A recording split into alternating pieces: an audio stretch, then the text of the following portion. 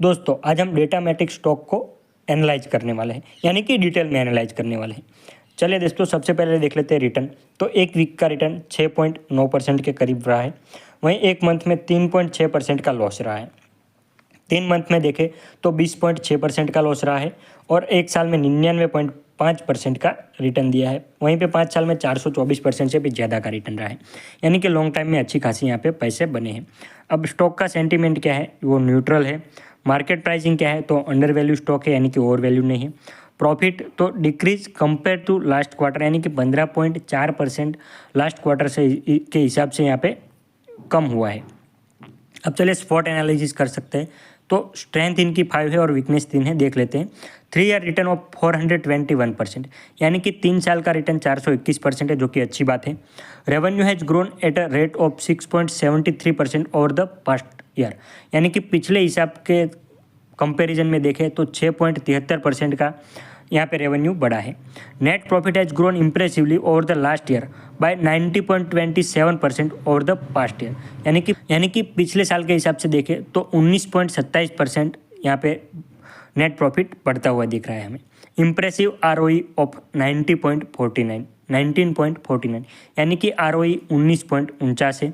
Impressive ROCE of 25.37, यानी कि ROCE 25.37 है। वीकनेस देख लेते हैं। तो revenue has decline by -1.63% over the past quarter, यानी कि पास्ट क्वार्टर के हिसाब से देखें तो रेवेन्यू पे थोड़ा सा गिरता हुआ दिख रहा है। Net profit has decline by 15.39% over the past quarter, यानी कि पिछले क्वार्टर के हिसाब से देखें तो 15.39% यहाँ पे नेट प्रॉफिट कम हुआ है। पुअर डिविडेंड है 0.84%, तो अब डिविडेंड कम है, ये देख सकते हो। उसके बाद दोस्तों यहाँ पे हम फंडामेंटल्स देख लेते हैं, जैसे कि पी देख लो 15.33 है, यानी कि पी अच्छा खासा है, ज़्यादा बहुत नहीं है। सेक्टर का पी 32.72 है, तो सेक्टर के हिसाब से तो आधा है, हम गिन सकते हैं। डिविडेंड यील्ड 0.9%, जो कि एक अच्छी बात नहीं, यानी कि डिविडेंड कम मिलता है यहाँ पे। मार्केट कैप है 3148 करोड़ का।